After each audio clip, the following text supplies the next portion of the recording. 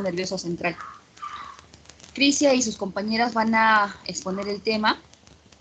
Yo les pido que presten atención para que puedan diagnosticar adecuadamente a sus pacientitos, porque en más de una oportunidad van a ver estos pequeñitos que van con estos problemas en el sistema nervioso central, y muchos de sus compañeros del internado no saben describir adecuadamente el tipo de alteración en las historias clínicas. Justamente por eso estamos tocando, ¿no?, este tema de importancia, para que ustedes tengan conocimiento de todas aquellas alteraciones que se pueden producir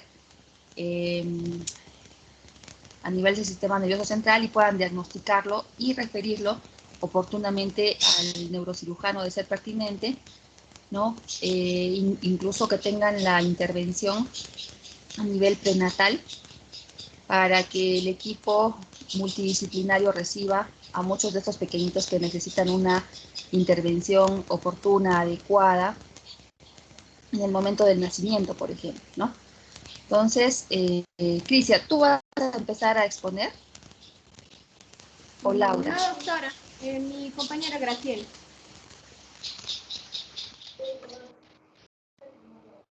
Doctora.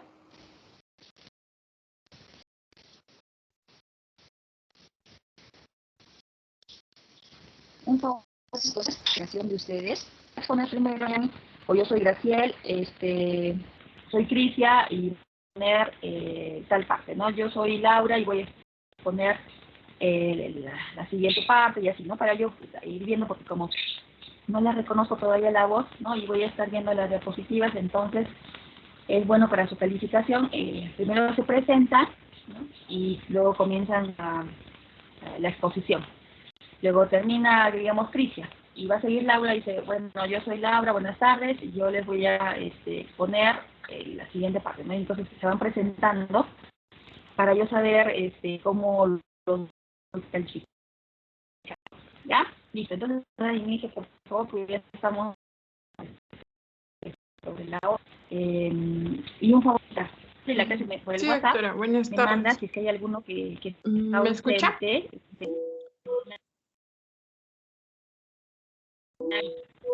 Es perfecto. ¿Sí? ¿Empezar?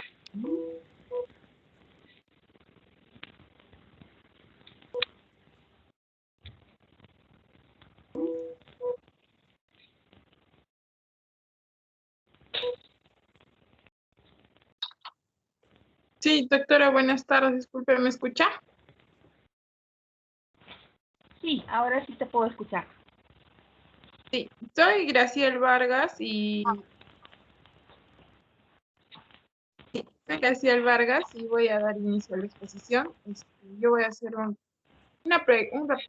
pequeño recordatorio sobre la embriología del sistema nervioso. Siguiente, por favor.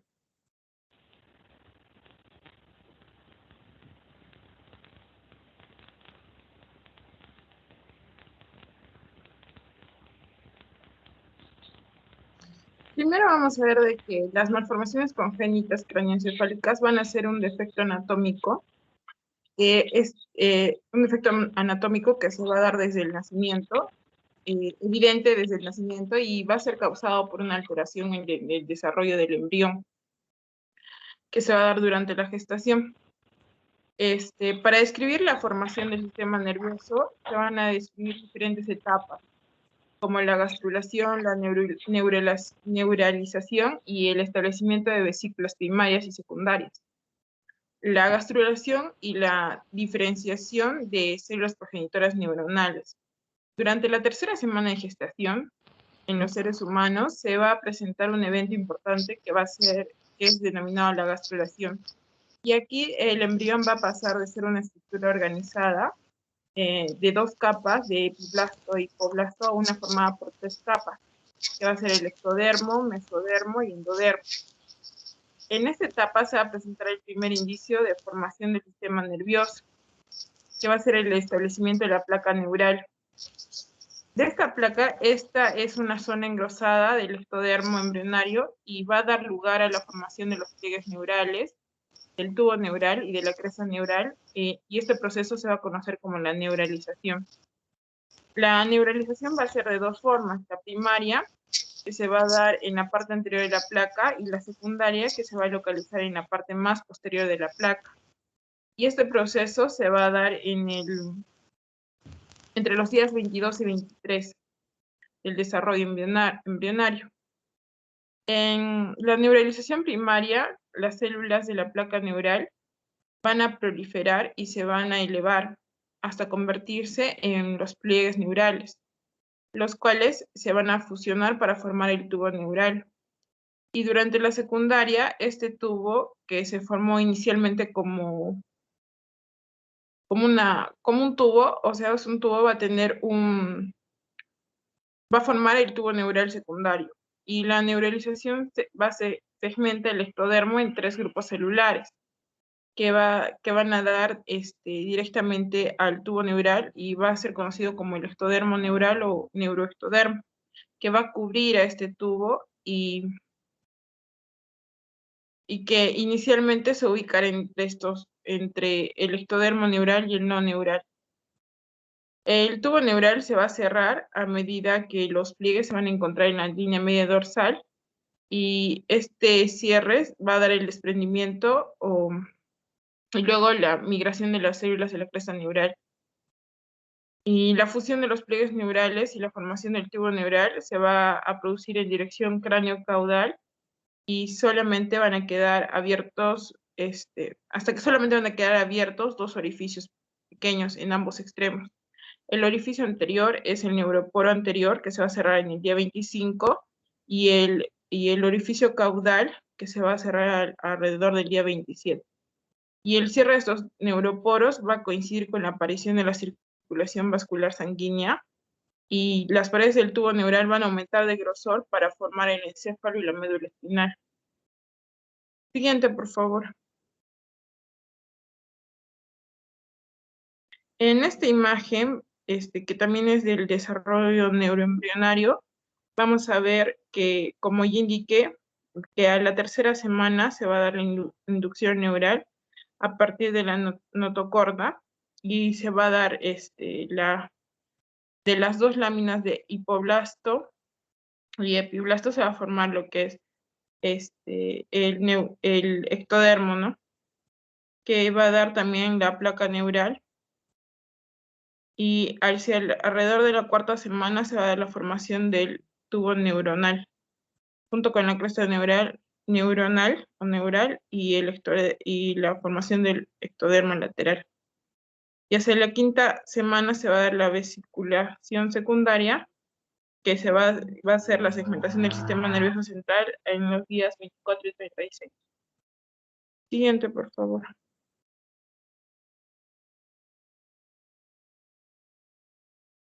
En la etiología vamos a ver que las causas van a ser muy variadas y las podemos clasificar en hereditarias y ambientales. Las ambientales van a ser todos aquellos factores biológicos generales de los que va a depender, ¿no? Por ejemplo, la edad de los padres y si hay incompatibilidad sanguínea. También si hay deficiencias nutricionales, si hay infecciones maternas, como rubiola o toxoplasmosis. También si hay acciones hormonales, como andrógenos, efectos físicos como radiación, y efectos químicos como drogas y fármacos. También vamos a ver en la patogenia, que lo vamos a poder dividir el desarrollo embrionario en 3 periodos, que van a ser las causas, van a incidir según las etapas de formación del sistema nervioso central. En el primer trimestre se va a dificultar la formación del tubo neural, y acá podemos encontrar lo que es el encefalocele y la espina bífida, que más adelante lo van a explicar mis compañeros.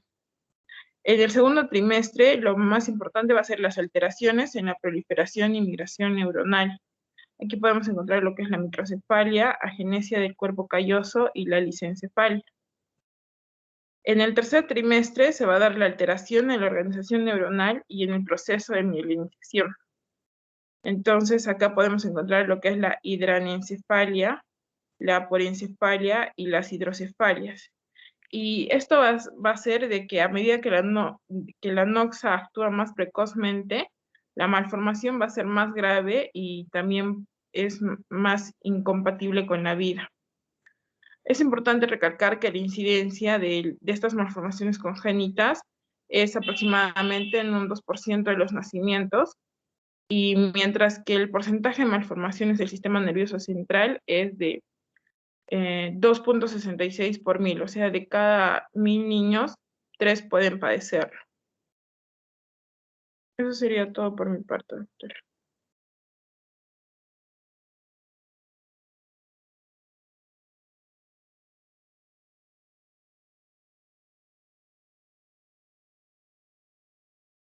Ya, doctora. Mi nombre es Crisia Santana Esquivel. Yo voy a continuar con la parte de las alteraciones en la formación del tubo neural. Ya. Primero vamos a hablar del sinus dérmico craneal. Este va a ser un defecto de las cubiertas que se va a dar por anomalías en la inducción dorsal durante la tercera o la cuarta semana del desarrollo embrionario. Este es bastante consistente y no se despega por completo del tubo neural. Perdón, no se despega del tubo neural del ectodermo y queda así una invaginación cutánea que va a formar un tracto que va a ser permeable y que va a estar revestido por epitelio escamoso. Como vemos aquí en la imagen, se puede dar a nivel craneal, es más frecuente el sinus dérmico occipital y puede ser de tamaño muy variable, pequeño y un dermoides o epidermoides. En la clínica que presenta este tipo de alteración, se pueden observar alteraciones a nivel de la piel. Estas se van a presentar como pequeñas depresiones que van a estar acompañadas por pelos o manchas y van a tener un color rojo vinoso. Estos pacientes permanecen asintomáticos hasta que se infectan y pueden producir una meningitis. Esta por el estafilococo aureus. Y también puede haber abscesos que se van a dar repetidamente.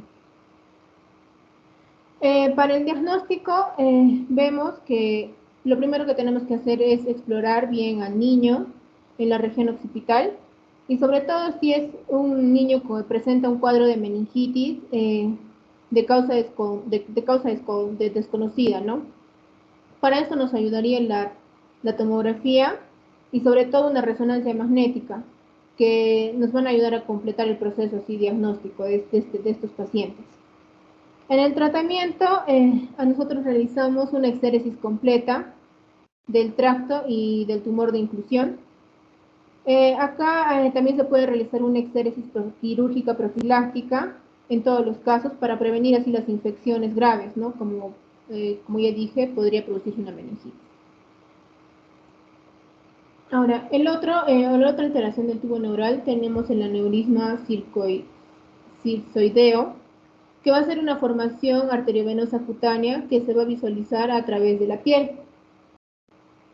En la clínica, estos pacientes, aparte de presentar molestias, vemos que no va a haber una estética adecuada de la piel, ¿no? Y vamos a ver que va a haber una piel enrojecida, que va a presentar huellas vasculares sinusoidales. También puede haber sensación de ruido o de latido, ¿no? En esa región, como vemos ahí en la imagen, el diagnóstico usualmente es por la inspección y se realiza una angiografía completa para poder observar este tipo de aneurismas. El tratamiento se realiza aquí una embolización y también una reducción del tamaño de la formación con extirpación quirúrgica posterior. Ahora, otra alteración del tubo neural sería el sinus pericráneo, que es la conexión de un seno venoso intracraneal con una bolsa venosa en el cuero cabelludo por encima del hueso. Como ven, estos pacientes clínicamente van a presentar una tumoración blanda que no va a ser dolorosa y que va a aumentar en posturas en las que se va a incrementar la presión venosa intracraneal, como por ejemplo al acostarse o al bajar la cabeza, ahí donde se va a aumentar la presión y se va a aumentar ese volumen, ¿no? Donde podemos ver esa tumoración. El diagnóstico lo realizamos con angiografía, pero en algunos casos esta puede llegar a ser negativa, por lo que se tiene que sospechar e inyectar el contraste, transfusionar, ¿no? esta bolsa, y ahí podemos observar, ¿no?, esta alteración. En tratamiento, aquí tenemos que realizar una craniotomía y abordar las conexiones intracraneales para cerrar esta comunicación entre el seno y la bolsa venosa subcutánea. Ya, otra de las alteraciones ya a nivel del cráneo, tenemos la craneostenosis o craneosinostosis. Estas van a consistir en el cierre prematuro de una o varias suturas craneales. Tienen una incidencia, se van a presentar en uno de 2.000 niños y predominando en un 80% en los varones, ¿no? Aquí va a haber el cierre normal de la sutura, se va a producir para la sutura metótica antes del nacimiento. La fontanela posterior se cierra a los 3 meses y la anterior alrededor de los 18 meses. Todas estas suturas tienen que comenzar a calcificarse a partir de los 8 años y después de los 12 años ya no se separan. Aunque exista así, digamos, en esos pacientes un cuadro de hipertensión intracraneana, estas suturas ya no se separan, ¿no?, después de los 12 años. En la etiología vemos que pueden ser primarias, que pueden estar presentes antes del nacimiento, o también pueden ser secundarias debido frecuentemente a una falla del desarrollo cerebral, por ejemplo a una microcefalia, o también puede ser a un raquitismo. En la patogenia vemos que si el cierre precoz de solo una sutura va a provocar una deformidad estética y se va a producir esta deformidad, ¿no? Pero si ya se produce un cierre precoz de varias suturas, se va a impedir que así aumente el aumento progresivo del cerebro, generando al principio un cuadro de hipertensión intracraneal, y así va a haber una posterior dificultad del desarrollo cerebral normal. Entonces, dentro de esta craneoestenosis vamos a tener una clasificación. Dentro de ellas vamos a ver de acuerdo a las suturas que sufren el cierre precoz. Una de ellas tenemos a la trigonocefalia, que va a producir por el cierre de la sutura metótica.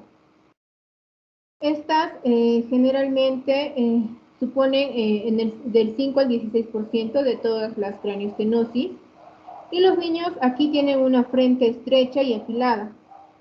Este nombre se le toma por el aspecto que presenta al de la proa de un barco, como podemos ver aquí. La frente es bien estrecha y afilada, ¿no?, como podemos observar en las imágenes. Dentro de la clasificación tenemos la escafocefalia, que se va a dar por el cierre de la sutura sagital y va a ser una deformidad más frecuente, generalmente se va a presentar el 50%, y aquí el cráneo va a adoptar la forma de una quilla de un barco. Y por eso es que se le pone este nombre, ¿no? Aquí va a haber un aumento del diámetro fronto-occipital y también se denomina dolicocefalia. Y también va a haber una disminución del diámetro biparietal, así como podemos ver en la imagen, la presencia de esta escafocefalia. Otra, tenemos a la braquicefalia. Esta se va a deber al producirse el cierre precoz de la sutura coronal y va a tener una frecuencia de presentación del 7 al 15%. Esta es contrario a la anterior que vimos, a la escafocefalia, porque va a haber una disminución del diámetro fronto-occipital y va a haber un aumento del bifrontal. Aquí la cabeza de los niños puede adoptar una forma de una torre, porque va a crecer hacia arriba, como vemos aquí en las imágenes, ¿no?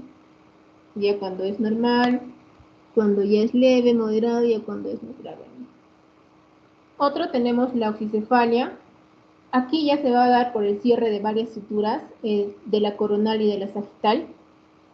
Aquí los pacientes tienen un cráneo picudo, como podemos ver aquí en la imagen, y es bastante notorio, ¿no?, la deformidad que va a presentar. Y estos pacientes van a presentar problemas de desarrollo cerebral si no reparamos esto de manera rápida. Otro tenemos a la plagiocefalia. Esta plagiocefalia vamos a ver que es un cráneo bastante asimétrico. Este se da por el cierre de un lado de la sutura coronal y de la sutura escamosa, temporal adyacente. Su frecuencia, esta se va a presentar en un 8 a 18% y el aspecto de la cabeza es de estar como una cabeza aplastada en una de las regiones frontotemporales, como vemos en la imagen, de cualquiera de las regiones.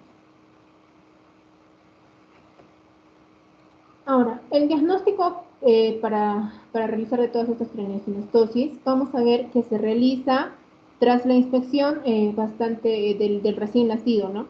La palpación de la sutura nos permite también apreciar si existe un relieve óseo, si está duro, si es lineal de todo el largo de la sutura o si está cerrado. Otro que nos puede ayudar también sería la radiografía del cráneo y también una tomografía axial computarizada. Nos permite también tener un diagnóstico bastante certero. Otro también que podríamos utilizar es la radiografía en la hipertensión intracraniana también que podríamos observar. Como dije, ya la TAC también nos puede ayudar con el diagnóstico. En el tratamiento de estos pacientes va a consistir, es un tratamiento quirúrgico y va a consistir en la apertura de las suturas, así utilizando diferentes métodos de interposición y de materiales para evitar que se cierren de nuevo estas suturas. A veces es necesario realizar las craneostomías y realizar también una remodelación de los fragmentos óseos para poder tener así un efecto estético, ¿no? O el efecto estético que nosotros deseamos. Si acá se añaden o se sobreañaden anomalías faciales, también se requiere de la combinación de técnicas neuroquirúrgicas con equipos, ¿no?, de cirugía maxilofacial para poder arreglar también y poder tener así la estética. Este tratamiento quirúrgico se debe realizar preferiblemente antes de los 6 primeros meses de vida, ¿no? Esto, puesto que el volumen del cerebro en esos meses va a incrementar en un 80%. Ahora, otra de estas, vamos a hablar del encefalocele. Este va a ser un defecto en el cierre del neuroporo rostral que se va a producir durante la 4ª semana del embarazo, y aquí el contenido cerebral hace una protrusión y se ve como una hernia a través del defecto que va del cráneo, como podemos ver en las imágenes. Esta va a tener también una incidencia de 1 en 2000 nacimientos y se pueden representar hasta un 10% de las malformaciones del sistema nervioso central. En la clasificación, la vamos a clasificar de acuerdo al contenido. Uno puede ser en el meningocele, que solo va a ser una herniación de las meninges con contenido de líquido cefalorraquídeo en la tumoración. Luego tenemos al encefalomeningocele, que esta es una hernia ya del tejido cerebral, aparte ya de las meninges. Luego tenemos al hidroencefalomeningocele. Esta es una formación que ya es más grave, que aquí ya hay salida de una cantidad importante del tejido cerebral, y que va a incluir también el ventrículo y las meninges. Y otra manera de clasificar tenemos de acuerdo a su localización. Tenemos al occipital, como podemos ver en la imagen, un occipital. Aquí el recién nacido va a mostrar una tumoración blanda a nivel occipital y va a tener alteraciones cutáneas sobreañadidas. Esto puede asociarse también a una hidrocefalia. Otro tenemos las frontobasales a nivel del naso esmoidal o esfenoidal, y su detección esta es más tardía y suele manifestarse como una tumoración en la raíz de la nariz o dentro de las fosas nasales, como vemos también en la imagen.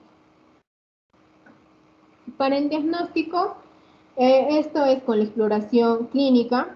También podemos pedir una radiografía de cráneo para ver el defecto. Y sobre todo lo que nos va a ayudar bastante es la tomografía o la resonancia, para ver así la localización, el contenido y la forma, ¿no? Y el contenido del tejido cerebral que está herniando. Para el tratamiento, es quirúrgico. Y aquí lo que se pretende es reponer cada estructura, ¿no?, en su compartimiento, en lo que si es posible, ¿no?, volverlos a colocar. También es importante obtener siempre el cierre aquí de la dura madre, aunque el defecto óseo puede esperar y ser reparado cuando el niño esté un poco mayor. Ahora vamos a hablar de las alteraciones de la proliferación neuronal. Dentro de estas tenemos a las microcefalias. Estas alteraciones vamos a ver que se van a producir antes del segundo o cuarto mes del desarrollo y se deben a factores familiares y prenatales. Aquí vamos a ver a la microcefalia. Aquí vamos a ver que va a haber una reducción en el número de neuronas y se va a asociar a irradiaciones o exposición de toxinas. Acá va a haber la presencia de un cerebro pequeño y va a haber una inclinación intelectual. Como podemos ver en la imagen, la cabeza pequeña, hay la diferencia, ¿no?, en la tomografía también, el tamaño del cráneo, ¿no? Otro que tenemos es la megalencefalia.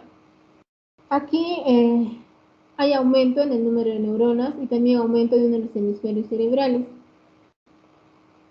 Esta va a aumentar de forma anormal su tamaño y el niño puede presentar aquí una epilepsia grave o catastrófica, que va a precisar de tratamiento quirúrgico, ¿no? Acá se puede hacer una hemisferectomía o una hemisferotomía para controlar las crisis y evitar así un grave retraso que se presente psicomotor. Aquí culmino yo mi parte, doctora. No continúe mi compañera.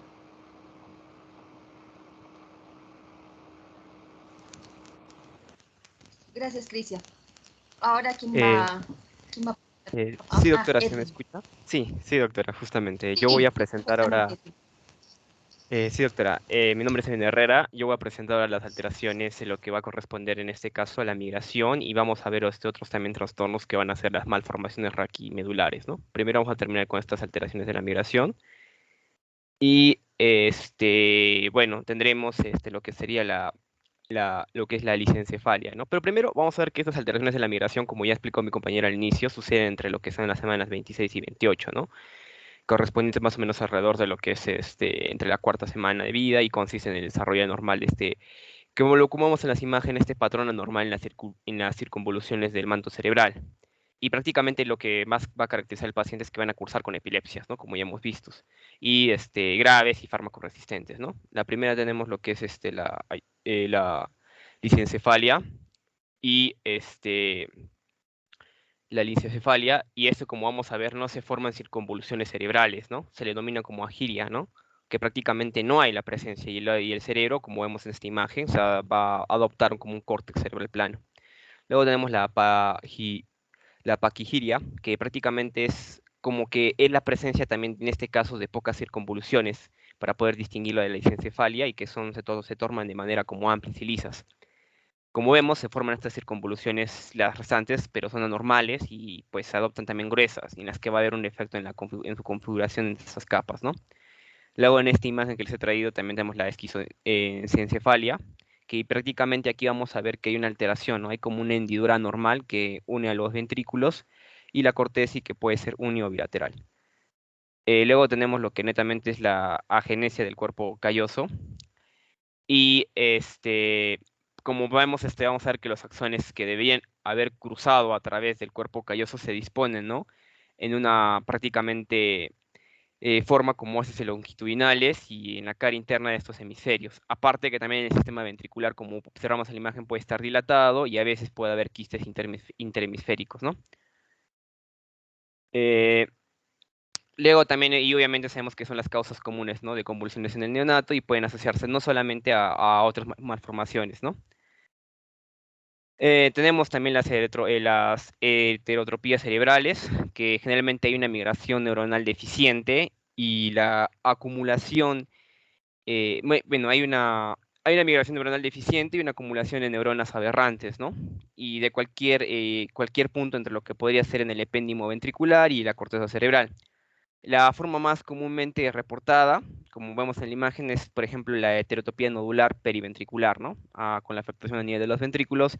Y tendríamos luego las displasias corticales, que es una alteración un poco más focal y que también tiene una alteración, ¿no? Se debe a una alteración en el proceso de la migración a nivel dentro de la que es la corteza y que vamos a ver que la característica anatómica patológica va a ser que se caracteriza por una desorganización laminal cortical y una presencia de células baloniformes, ¿no? Que se pueden netamente observarse durante, por ejemplo, el exégesis, ¿no? Porque a diferencia de todas estas, la epilepsia que se produce tiene un mejor pronóstico debido a la cirugía, que se puede localizar y lo único que se tiene que hacer es extirparlo, ¿no? Nada más el foco displásico y pues tiene una mejor, en este caso, pronóstico el paciente, ¿no?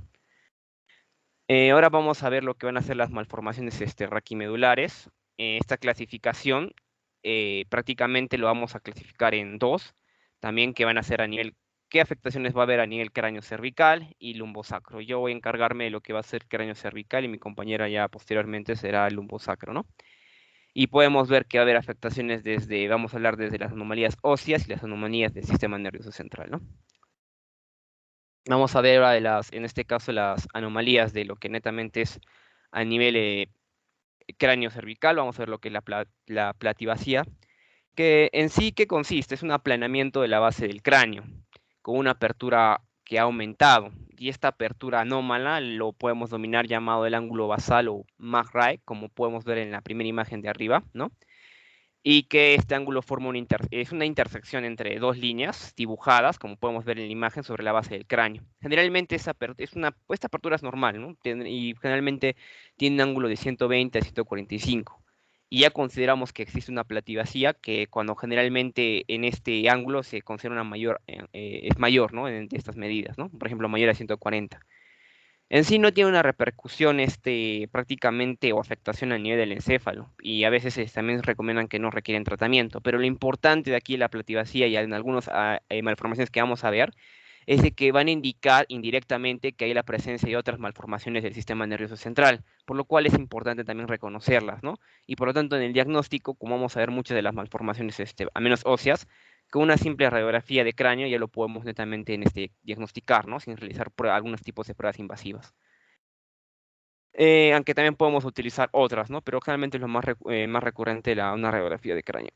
Luego tenemos lo que sería la impresión basilar. Esta es una malformación y es una de las malformaciones más frecuentes que también viene que vamos a mencionar con la charnela occipito cervical y que también va a consistir en el hundimiento de lo que va a ser el cráneo sobre la columna cervical. En sí la base del cráneo lo que se va a ver es que va a estar descendida y cómo lo vamos a ver con respecto a que tenemos que identificar un punto muy importante que va a ser la odontoide. Entonces, con respecto a la odontoide va a estar netamente hundida. Eh, También se encuentra esta impresión basilar con manera congénita adquirida en enfermedades como Payet o lesiones tumorales. Y en sí, como vemos, al ceder este hundimiento hacia la región occipital, la odontoides tiene una tendencia, como lo va a empujar, a introducirse al agujero magno, ¿no? Y lo que generalmente en la clínica también vamos a ver que lo que va a ocasionar de manera extra, ¿no? Va a ser un síndrome de compresión medular a nivel alto, ¿no? Porque está ocurriendo a nivel más alto nivel cervical. Y por lo tanto, también en el diagnóstico sería simple con una radiografía netamente de cráneo, en la cual podemos efectuar prácticamente el diagnóstico. Y bueno, algunos autores también refieren dibujar una serie de líneas ya clásicas.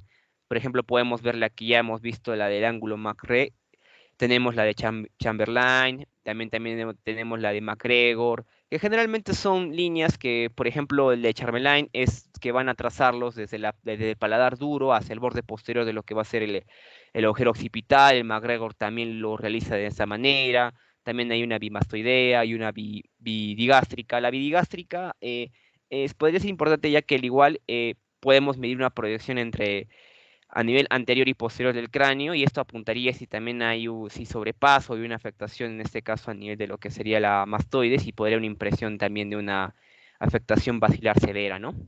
En el tratamiento puede ser indicativo la existencia de otras, como hemos dicho, también malformaciones del sistema nervioso central. Antes de hablar de tratamiento, ¿no? Puede haber otras también malformaciones como hemos visto con la anterior patología, y muy conocidas que también puede estar como con la de Cherry 1 que también vamos a ver, o la siringomelia, ¿no? Y que aumentan con más posibilidades de compresión. Por lo tanto, el tratamiento, aunque dicen que no precisa tratamiento quirúrgico, se demuestra que como va a generar esta compresión, lo recomendable va a ser una cirugía descompresiva, que puede ser una craniotomía occipital, para de manera generar, de disminuir este tipo de presión que está generándose. Podemos abordarlo a nivel de lo que sería a partir de lo que es la concha occipital y apertura del agujero magno para realizar esta descompresión, ¿no? Luego tendríamos lo que sería las malformaciones de Charnella, como ya hemos viendo, y generalmente estas malformaciones fundamentalmente se ven principalmente por anomalías en el diseño de las primeras dos vértebras cervicales. Estamos hablando del atlas y el axis, ¿no? Y todas estas pueden llegar a lo que generalmente sería una clínica de compresión medular alta. Vamos a hablar de estas tres, serían las malformaciones malformaciones a nivel del atlas, ¿no? Que generalmente consisten en displasias, puede ser acompañada con espina bífida y defectos, generalmente son defectos de la osificación. Como hemos dicho, es una alteración a nivel de la occipitación del atlas, y en el cual en este caso el atlas se puede fusionar con la región occipital, tanto de forma total o parcial. Luego tenemos las malformaciones odontoideas, que generalmente se destaca la existencia del osículo terminal de Bergman. ¿Qué consiste eso? En sí es la persistencia de un núcleo de osificación apical a nivel de la odontoides, ¿no? Como podemos observar en la imagen de la flecha amarilla, esta, esta osificación apical de la odontoides prácticamente eh, sería como un defecto de la unión que tendría entre la odontoides y la afectación del cuerpo del axis, ¿no? Recordemos que prácticamente la odontoides es como una protrusión a nivel de lo que va a ser a nivel de la segunda vértebra cervical, y que tiene una conexión prácticamente con el axis, ¿no? Entonces puede verse estos, y ninguna de ellas pues generalmente puede requerir un tratamiento quirúrgico. Luego tendríamos lo que sería la luxación del acloaxoidea, que este sí es muy importante, ya que generalmente se precisa o se presenta por una anomalía en el ligamento transverso, que sabemos que este va a fijar el atlas con el odontoides. Entonces, en los niños generalmente hay una cierta separación entre lo que es el odontoides y la parte posterior de lo que sería el arco anterior a nivel de lo que es el atlas, ¿no? Y generalmente esto puede ser hasta 5 milímetros, aunque en los adultos ya obviamente esto va a ser inferior, va a ser 2 milímetros. Pero si esta distancia es superior en los niños, por ejemplo, de 5 milímetros, va a verse, como vemos en esta imagen, de esta radiografía, una luxación, que generalmente se va a desencadenarse por movimientos de flexión, y llegando a ocasionar una compresión a nivel de la unión bulbomedular, ¿no? Y que va a desencadenar, por ejemplo, síntomas como un síndrome piramidal, o incluso puede llevar a una parada respiratoria. Todas estas alteraciones que hemos visto en la charnela, el tratamiento obviamente va a ser quirúrgico y consistiría en la fijación de los arcos posteriores, principalmente en las afectaciones del atlas y el axis, como vemos que es lo más común, y en algunas ocasiones también es preciso ampliar una fijación. Puede utilizarse como recurso, por ejemplo, una fijación hacia el escamo occipital, o bueno, actualmente también unos sistemas de fijación como actualmente también utilizan con placas o alambres de titanio, que ya están diseñadas para esa región, ¿no? Luego tenemos lo que sería el síndrome de Klippel-Fley, que se trata simplemente de una fusión anormal de dos o más vértebras debido a un fallo en el proceso de lo que sería la segmentación cervical. Y se da aproximadamente entre 1 a 50.000 personas, y generalmente esta fusión, ¿no?, que vamos a ver de las vértebras, generalmente es más frecuente a nivel de C2 o C3, o puede ser a cualquier nivel de las vértebras cervicales, ¿no?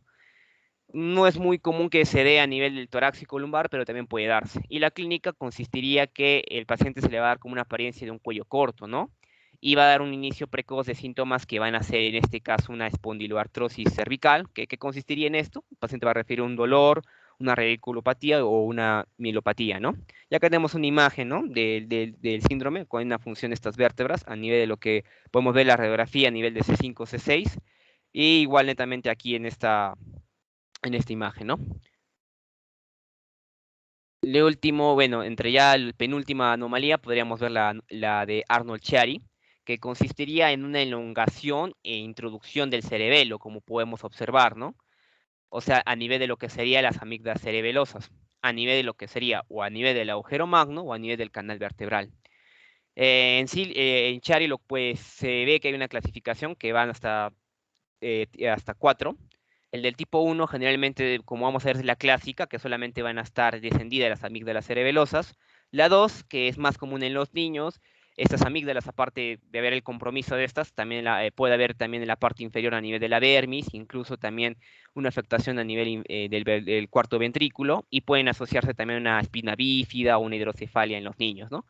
La 3, todo el cerebelo ya va a estar descendido, e incluso como hemos visto puede haber una encefalocele occipital, y en la 4 es una hipoplasia del cerebro. Pero en sí, las más comunes y generalmente va a ser el tipo 1 y tipo 2, ¿no? Y el tipo 2 es la que más está asociada con los niños, asociados con lo que es la espina bífida. Eh, Hablando un poco también de lo que sería la patogenia, para poder explicarlos, hay varias teorías. Hay varias teorías, por ejemplo, que existe la atracción a nivel del mielomeningocele que puede existir. También la hidrodinámica de Gardner. Gardner también trata de explicar esta patología junto con la siringomielía, que vamos a ver más adelante.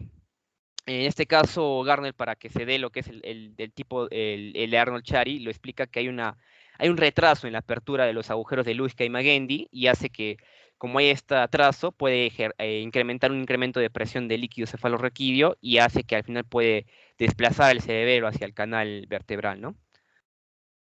Y bueno, en la clínica, pues, como hemos visto, pues va a generar una compresión, ¿no? A nivel del agujero magno, a nivel de la unión bulbomedular, y además puede existir con la impresión basilar, que ya hemos visto, y puede coexistir con otras anomalías como la hidrocefalia o la siringomielia, ¿no? Que también va a darse. Y el tratamiento, también descrito como hemos visto en la impresión basilar, como hemos visto, que sería una descompresión a nivel de los arcos posteriores, a nivel del atlas y el axis, porque la afectación se está dando allí, y debido a que prácticamente hay que deshacer este exceso de presión, ¿no? Que está ocasionando prácticamente las amígdalas cerebelosas, ¿no? También hay que reconstruir, abriendo también la dura madre ampliamente y colocar una plastilla que permita ampliar el contenido de la fosa posterior, ¿no? Y por último tendríamos lo que sería la siringomielia, que como conocemos es el desarrollo de un quiste, por así decirlo, a nivel que es un quiste lleno de líquido, o syringe, como se le denomina, ¿no? Dentro de la médula espinal.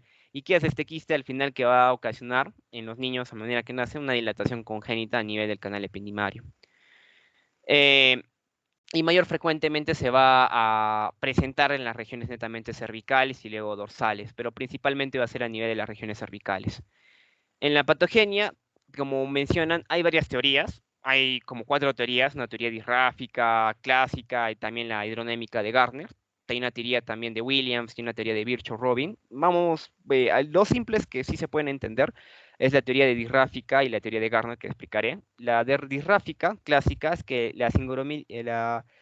se considera que la siringomiela es considerada como una afectación ligada a lo que sería, hemos visto a nivel de trastorno del cierre del tubo neural. Y a veces este cierre, como se produce a nivel de la 21 y 28 días de la gestación, entonces cuando hay en este trastorno a nivel del cierre puede ocasionar una anomalía como una formación, un RAFE posterior en esta zona, en la zona retroependimaria, y ocasionar prácticamente la formación de este quiste. Gardner lo trata de explicar como otro proceso, con otros también alteraciones como hemos visto congénitas, y al menos también para esta afectación, para esta patología, lo indica que es como un desorden embriológico, que sería por un retardo, igual también ausencia de los orificios a nivel del techo del cuarto ventrículo. Y como hay una ausencia de la apertura de estos orificios, puede crearse pues un estado prolongado, ¿no? Por así decirlo, una hidroencefalia, y se produciría un verdadero enclavamiento, y el líquido cefalorraquídeo solamente circularía por el cuarto ventrículo prácticamente al canal ependimario, ocasionando esta distensión y formando la cavidad, ¿no? Por lo tanto, vamos a ver que al final en sí se asocia prácticamente también al Chiari 1 y a la impresión basilar, como también así lo explica también Gardner. Y aquí vamos a ver en la clínica que simplemente esta anomalía, este quiste que se ha formado y que está ocasionando una dilatación, va a comprimir canales de las vías ascendentes como descendentes, porque vamos a encontrar, como nosotros ya recordamos, ¿no? Y por lo tanto es característico de que el paciente va a presentar primero una afectación a nivel de la sensibilidad térmica y algésica, porque prácticamente la afectación de esta vía, de la vía ascendente espinotalámica, va a estar netamente afectada. el paciente dice que, por ejemplo, no va a sentir una alteración en el calor o incluso el dolor no lo va a sentirse sin darse cuenta. A veces también puede haber preservación de la sensibilidad táctil. También afectación, como sabemos que es afectación intramedular, va a haber la afectación primeramente en las extremidades superiores y obviamente más frecuente porque se da la afectación cervical. Y obviamente, luego posteriormente, como se va agrandando esta dilatación quística, puede haber ya comprimir estructuras de las vías motoras. Por lo tanto, va a haber la afectación en las extremidades superiores con compromiso motor, como atrofias, compromiso de la motoneurona anterior, entonces puede haber signos de afectación de la motoneurona inferior, y también se puede asociar a escoliosis y probablemente también debilidad de la musculatura paravertebral, ¿no? Y también puede haber afectaciones de pares craneales que se pueden darse. Al final, en el diagnóstico, la clínica, como hemos dicho, puede ser esta disociación siringomiélica, y principalmente la clínica también lo que nos va a decir que el paciente está, o tendríamos que pensar esto, que también puede, prácticamente el niño puede estar con esta afectación. Y obviamente el diagnóstico estándar de oro sería la lesión siringomiélica por mediante lo que sería la resonancia. En la resonancia vamos a ver este quiste, ¿no? Y en toda su extensión cómo está abarcándose, como podemos ver en la imagen. Y el tratamiento pues puede basarse en 3 simples, puede ser una siringostomía, que generalmente sería introducir un catéter fino en la cavidad. Otro tipo sería un abordaje, ¿no? Como una craneotomía en la fosa posterior, tratar de abrir el cuarto de ventrícula porque la afectación va a estar a nivel de allí, colocar un pequeño trozo del músculo en el oves para poder impedir que la pulsación del líquido cefalorraquídeo mantenga la cavidad, ¿no? Y ampliarlo también puede hacerse con otras técnicas como reconstrucción de la cisterna magna. Y el tercero, que es más, también lo he investigado, es que es una intervención que se da propuesta por Garner, que sería simplemente seccionar el filo terminal a nivel lumbosacro para que el líquido cefalorraquídeo del canal ependimario drene en el fondo del saco dural, ¿no? Y eso creo que sería todo por mi parte, doctora. Muchas gracias. Voy a continuar mi compañero. Gracias, Edwin. Gracias. Ahora entonces sería, gracias Edwin, Crisia y Graciel. Ahora Laura, ¿no? Finalmente, ya tú contigo cerramos Laura. Muy bien. Puedes empezar. Gracias. Ahora vamos a hablar del otro grupo que son malformaciones a nivel de la unión lumbosacra. Dentro de estas vamos a tener 3 importantes que son las anomalías de transición, la espondilolisis y lo que sería la disrafia espinal. Empezamos con las anomalías de transición. Estas anomalías es muy frecuente encontrarlas y la más frecuente es la transición lumbrosacra. Entonces tenemos 2, la lumbarización de la primera vértebra sacra, o sea, va a parecer que hay 6 vértebras lumbares, como pueden ver en esta imagen, y o la sacralización de la quinta vértebra, ¿no? Que es una apariencia de un sacro anormalmente grande, como pueden ver en esta imagen.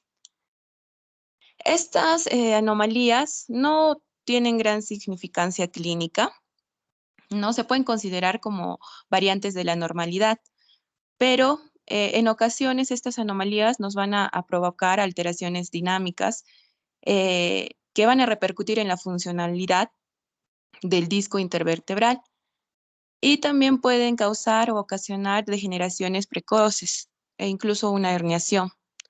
Para el diagnóstico vamos a necesitar una resonancia magnética y estudios dinámicos, ¿no? Y en estos casos se necesita también una microdisectomía convencional.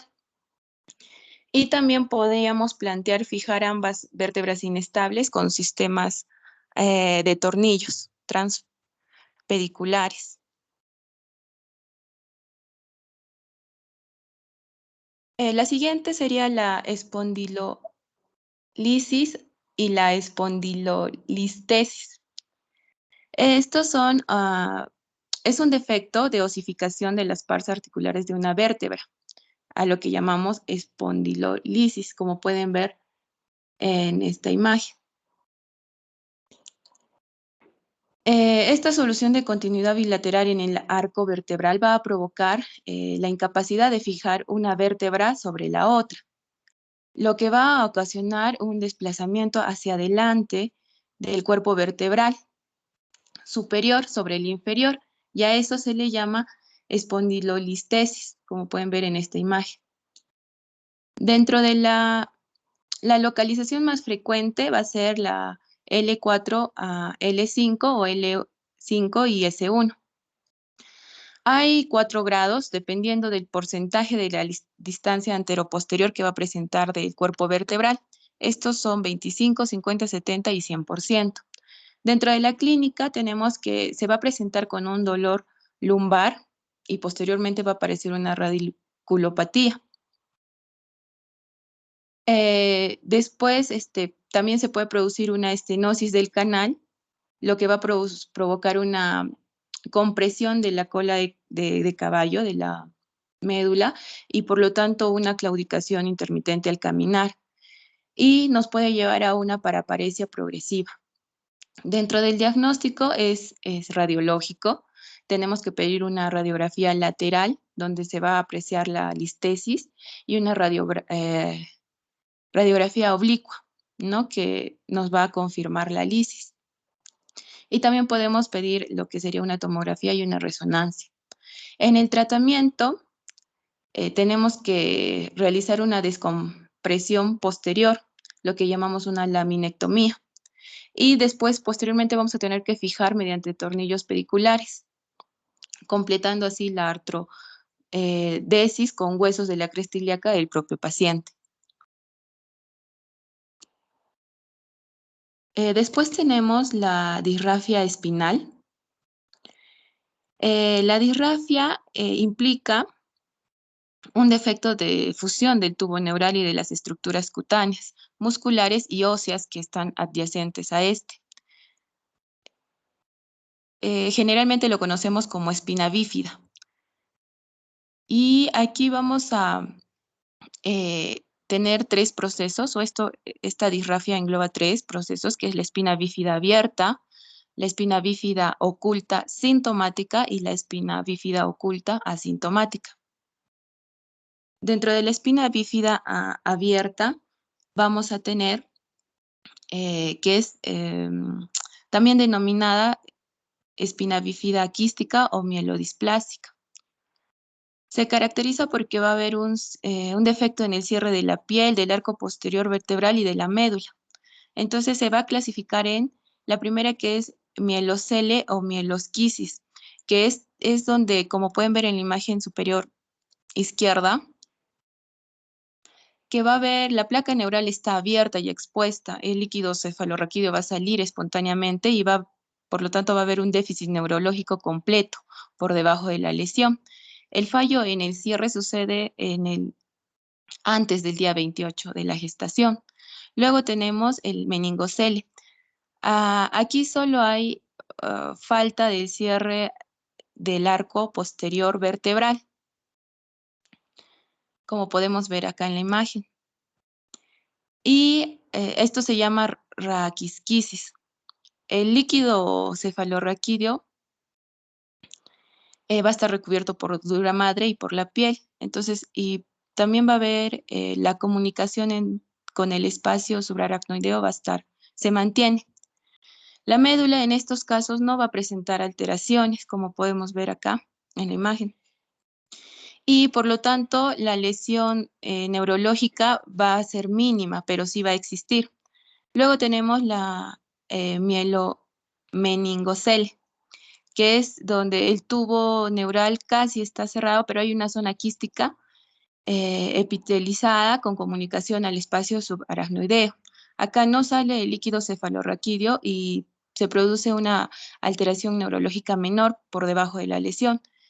Y en ocasiones las raíces de la cola de caballo nadan en la cavidad quística, como podemos verlo acá. Y esto sucede después del día 28 de gestación. Todas estas malformaciones tienen una incidencia del 2%. Dentro de la patogenia tenemos que, como ya explicó mi compañero anteriormente, hay varias teorías ¿no? Desde la detención en el desarrollo y el cierre del tubo neural por un excesivo crecimiento del tejido nervioso.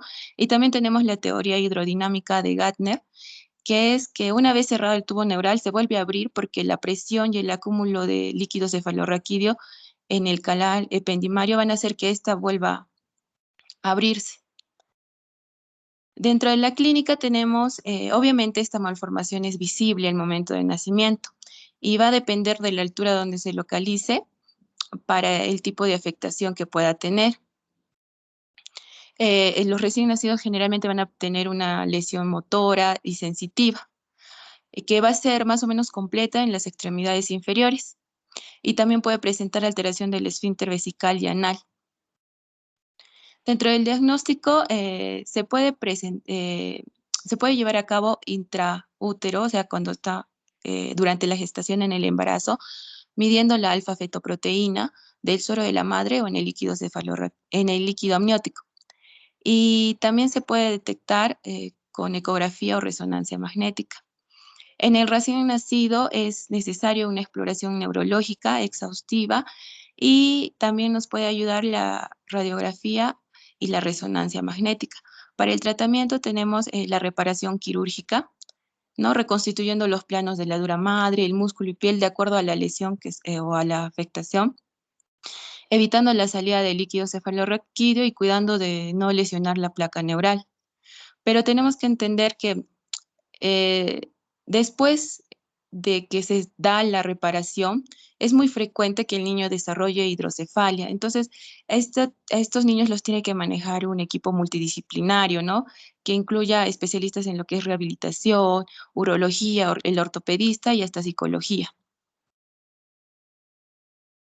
Luego tenemos la espina bífida oculta sintomática, que se va a caracterizar por el fracaso de la fusión de los cuerpos vertebrales debido a la fusión anormal de los arcos vertebrales posteriores, con tejido neural no expuesto, y la piel que recubre este defecto va a estar intacta, como podemos ver en la imagen del medio.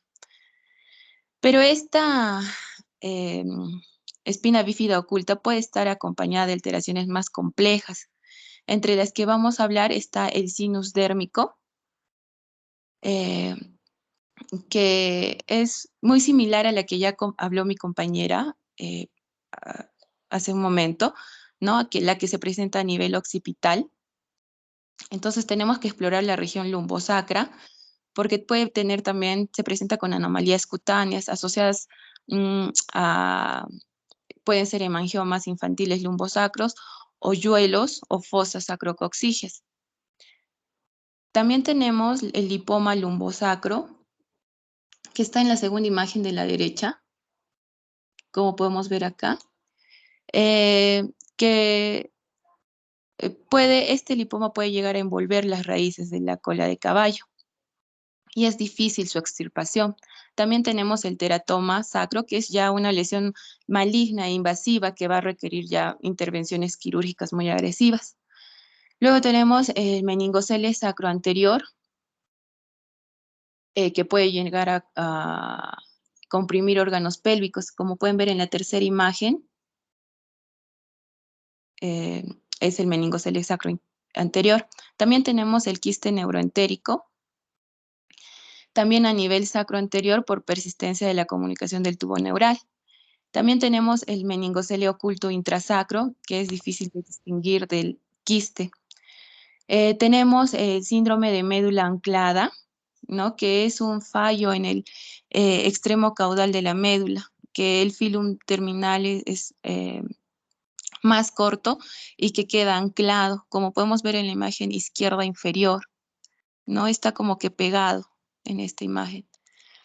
Y este es más frecuente en mujeres. Y vamos a observar que en la radiografía lumbar se va a visualizar una espina bífida a nivel de L5 o S1 y el cono medular va a estar por debajo de L1 y L2. También vamos a tener la diastematomielia, ¿no? Que es de localización dorsal y que consiste en que un espolón óseo a nivel medio dentro del canal vertebral. O sea, este va a dividir en dos mitades a la médula, como pueden ver en la primera imagen izquierda. Entonces, vamos a tener dos, va a dividir en dos, ¿no? A la médula. Luego tenemos la espina bífida anterior y posterior, que puede ser un hallazgo en los estudios de neuroimagen y asociarse a todas las lesiones ya descritas. Y por último tenemos la espina bífida oculta asintomática. Como ya sabemos, es un fallo en la formación y cierre completo de las láminas, por lo que no se forma la apófisis espinosa. No va a haber una afectación del tubo neural y no hay déficit neurológico, por eso es asintomática. Y generalmente es un hallazgo incidental o casual en una radiografía lumbosacra. Su localización más frecuente va a ser en las zonas de transición lumbosacra entre L5 o S1. También se puede presentar a nivel cervical o torácica, pero es muy raro. Si se presenta en la infancia, tenemos que esperar hasta los 7 años para ver si solo era un retraso en el cierre del canal. Se va a presentar en varones y lo podemos encontrar en el 4,4% de la población. El diagnóstico se va a realizar con la resonancia magnética y pues, si existen otras alteraciones se puede convertir en una espina bífida oculta sintomática. Si, por ejemplo, en niños mayores se puede presentar con eneuresis nocturna y también niños que tienen alteraciones en los pies como el pie equino, se tiene que explorar para descartar esta patología.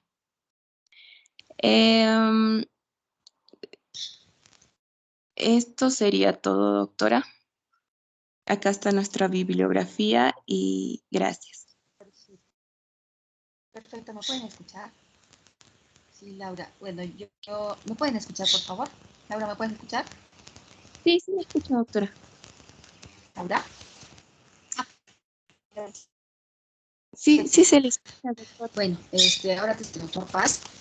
Bueno, yo felicito al grupo, han tocado puntualmente, abarcando a las patologías que quería que sus compañeros tengan conocimiento de las mismas. Agradezco a todos por su atención y cumpliendo con el horario que nos han asignado, damos por terminado el seminario del día de hoy.